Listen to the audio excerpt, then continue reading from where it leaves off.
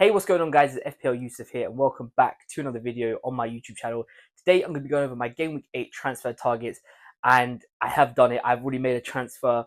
It is the international break, so I'm going to go over the exact transfer that I've made, some more transfers that I'm looking to possibly make now for this game week, but also for future game weeks. So, without further ado, let's get into the video.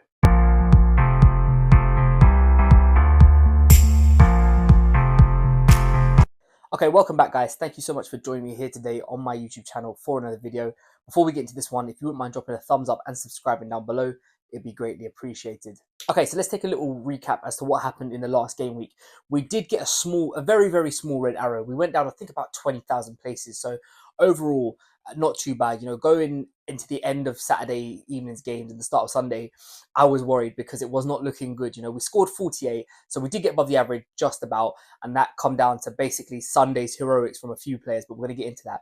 So on Saturday, obviously, like I said, it wasn't looking great. We dropped down to, I think, about 1.1 million. And I was kind of fearful that it could be a lot worse than that. It was looking like it could be a 1.5, 1.6 million drop, which would have been about 800,000 places. But it didn't turn out to be like that. We only ended up dropping about 20,000, like I said, so it wasn't too bad. Very disappointing Saturday. Obviously, Luis Diaz, we heard that he was going to be on the bench, so I did manage to get Calvert-Lewin instead of him. Salah blanked, Haaland on captaincy blanked. The Arsenal clean sheet didn't happen again against a team which against Southampton, which I think you'd expect Arsenal to keep a clean sheet. So there was double Arsenal defense wiped out. Mo Salah as one of our premiums blanking. Haaland on the captaincy as another premium blanking. So everything that could have gone wrong on Saturday did go wrong. I think we ended the week or ended that day on about 27 points. I think it was. It was really, really terrible. And then going into Sunday, it wasn't looking great. I was hopeful, though, that, obviously I had Brennan Johnson, Danny Welbeck were playing against each other, so I was hoping that would be quite a high-scoring game.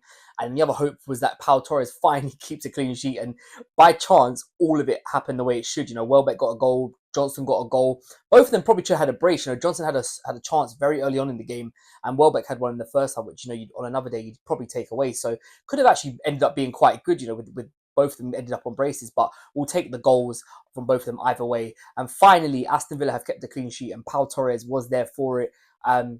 Yeah, it was needed. I needed something on that Sunday just to try and sort of save rank a little bit. And fortunately, we had returns from all three of the players who were playing on Sunday. So overall, 48 points. We're currently sitting about 888,000, I think, or somewhere around that. So not too bad. But we are now going to get into my Game Week 8 transfer targets ahead of the international break finishing. Okay, so I touched on it in the intro. I have made a transfer already. Now, I don't ever recommend making a transfer at the start of an international break because there's so many things that could happen.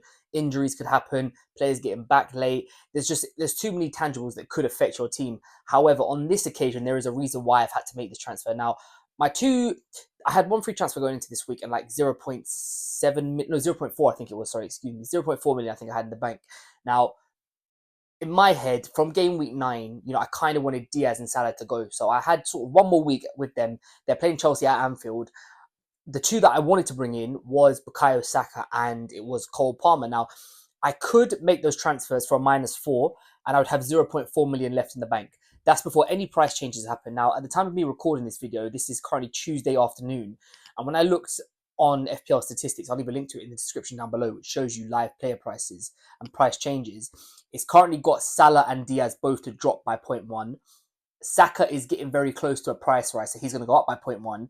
And then it won't surprise me if Cole Palmer also goes up by 0.1 before the end of the deadline, which would mean that at today, making those transfers would keep or have 0.4 in the bank. If I wait for those price changes to happen, I'm going to be left with nothing in the bank. And, all it takes is for another price rise to happen, which could, it's feasible that a player could rise twice, depending on how many people bring it or how many people sell.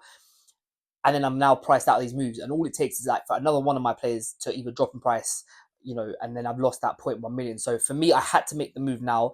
I have got rid of Mo Salah. I don't know if it was the smartest choice or not, but I think Bukayo Saka is becoming... I'm always reluctant to label someone as essential because I don't think any player is essential. However, I think him and Cole Palmer are becoming very close to that for their clubs respectively.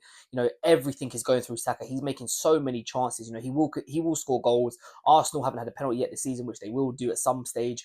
Same thing for Cole Palmer. Even he didn't score on the weekend, but he did get the assist for the Madueke goal, which his game finished 1-1. So it's like everything is going through these two for their teams. Whereas Liverpool, I don't know what's going on with them. Diaz obviously got the bench in. Salah just had an XG of 0.23, which is not like him. I think for me, I would have rather have got rid of Luis Diaz, but I just didn't have the money to move to either Palmer or Saka. So the only way for it to be possible was to downgrade Mo Salah, and yeah, just to have that extra money in the bank that I can upgrade Luis Diaz. So I've made the one transfer. I've taken Salah out and brought in Bukayo Saka. Obviously, they're playing Bournemouth after the international break, whereas Chelsea do have Liverpool. So Palmer will be playing against Salah. So I didn't really want to bring Cole Palmer in for that. It just didn't seem sort of viable, especially if I was going to have to keep one of the Liverpool players. So it'd be Diaz against Palmer. It just didn't make sense. Whereas Arsenal had the better fixture on paper. Is Saka a captaincy choice? Maybe an outside shout. I don't think so. I think if you were going to captain Saka, it was the one just gone against Southampton. Difficult to always go against Haaland, especially because I think they're playing Wolves away, and Wolves would not look good defensively at all. So yeah, for me, one transfer confirmed so far, and that is Mo Salah's left my team, and I brought in Bukayo Saka. Now, obviously, the other transfer that I'm looking at is obviously Luis Diaz. The likelihood is that it goes straight to Cole Palmer. I think there is a narrative that you could maybe hold on till game week 12 because Chelsea have got to play Newcastle, Man United, and Arsenal in the three after Liverpool.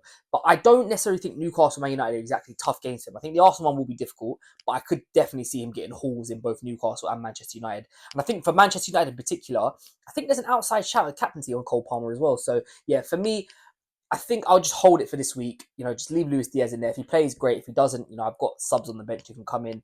But yeah, I think this week it'll just be the one transfer, which is Salah moving out to Bukayo Saka. As you guys can see on screen, this is how my current Game Week 8 team lines up with the one transfer being made, which is Salah to Saka.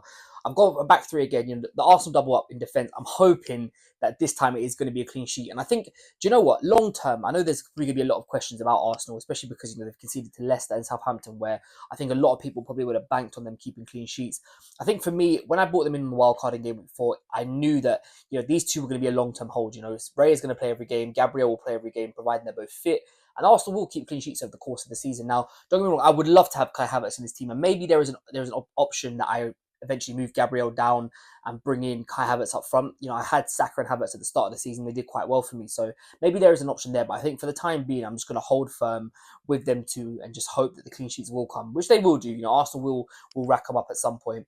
Rico Lewis, again, another rotation risk potentially, but I think, he's come off the back of a game where he did get an assist, but Manchester City did look woeful. They really did not look good at all. And I think this is where the upside for Lewis happens, is that he has that attacking threat. Now, don't get me wrong, I know his assist was very lucky. He kind of just passed it to Doku, and Doku did the rest, just walloped one in from far out. So it was a bit of a lucky assist, but this is why you have Rico Lewis in there, just because he will get forward more than the rest of the City defenders will. And I think at 4.7 million, if you're buying him now, I mean, I bought him when he's 4.5, but if you are buying him a little bit later, I still don't think it's the worst thing for the odd benching. There's very few players on Man City that you can say for certain is going to be a guaranteed start. So I think at that price point, most of the time you'll have players coming off the bench anyway. So not the worst thing in the world. The last choice of defenders is between Michael Keane and Pau Torres. They're the kind of the two ones that I'm looking at. Michael Keane obviously has Ipswich away. Everton kept a clean sheet last game. Keane got 6 points. I did have him benched. It is a toss-up between these two. Obviously, Everton have the better fixture, but Aston Villa are the better team. I think at the time of recording, I'm going to go with Michael Keane. Like I said, we'll see what happens after the international break, see how everyone's standing. We'll wait till that Friday before the deadline just to get some news from the managers and the press conferences. But yeah, at the time of recording, that is going to be my back three of Gabriel's, Michael Keane, and Rico Lewis. And we've got the four, obviously, in midfield. Bukayo Saka, the new addition into this team, will be straight in there against Bournemouth. I will be benching Semenyo for this week. I've got too much invested in the Arsenal defence, and I just do think Arsenal, they're due a clean sheet at some point, and I think it could be the one against Bournemouth. We are going to start Luis Diaz. Now, I have got Mazraoui as my first sub. He is currently yellow flagged on FPL, but I do expect him to be back after the international break anyway. So we will keep him as the first sub. Maybe Pau Torres, one of them two, but we've got a good adequate replacement in case Luis Diaz doesn't play. Obviously, he'll be probably flying back later than the likes of Gakpo and Jota will be. So we'll have to wait and see. But after the last international break, he did start straight away anyway. So I'm not too worried about that. It's more so that is Diaz's place going to be nailed going forward? Probably not, which is why next week I'm going to be looking to move him to Cole Palmer. And yeah, the rest of the midfield kind of just picks itself. Brian Mbeumo, a little bit disappointed with him actually last week. Brentford put in 5 goals past Wolves and him only getting 1 goal from the penalty spot. But yeah, like I said, I've got options on the bench, but these will be my starting midfielders most definitely. We've got penalty takers in there. We've got good captaincy options, even though I do think that this week it will be on Erling Haaland. But yeah, I'm going to just stick with this midfield for now. Like I said, probably just take the one transfer, and then we'll look to take another free transfer next week to probably switch up my midfield again. Of course, we have the forwards, Haaland, Welbeck, and Dominic Calvert-Lewin. Now, Calvert-Lewin, again, I've been a little bit disappointed with him over the last few weeks, but I'm hoping that, like West Ham last week, Ipswich is going to be the game that ignites him and ignites the goals coming from him. Welbeck, is ticking over quite nicely. And there was a part of me that was thinking maybe try to sell him over the next couple of weeks. I think they play Liverpool and Man City in 2 out of the next 3 or 2 out of the next 4. But after that, after they get through that run, I think from about game week 12 onwards, Brighton have got very good fixtures. And Welbeck is somebody that I'd want to probably keep. So I'm going to look now to keep him for those hard games and just rotate him out as and when his fixtures turn good. So yeah, well, for now, we'll just keep him. And of course, Erling Haaland, the Norwegian Robocop, as I like to call him, probably will be my captain this week. I don't see myself going for Bukayo Saka or Luis Diaz or Burmo this week. I think we'll leave it on Haaland. I do expect him to bounce back. 2 blanks in a row, which is not like him, but I do expect bigger things from him this week. They're Man City are starting a run of about 4 or 5 good fixtures now. So I think he could probably be the set and forget captain for the next few weeks at least anyway. But yeah, he's going to be the captain, and that will be my front 3. Okay, guys, thank you so much for watching this video. If you have enjoyed it, don't forget to drop a thumbs up and subscribe down below. I will be back with an FPL challenge update. We'll be looking ahead at game week 8 FPL challenge, but also reviewing how last week went. I'll be back with a final team selection not till next week. So there's going to be a few days in between each video now because obviously we are on the international break. But like I said, if you have enjoyed it, don't forget to drop a thumbs up and subscribe down below. And I'll catch you guys next time.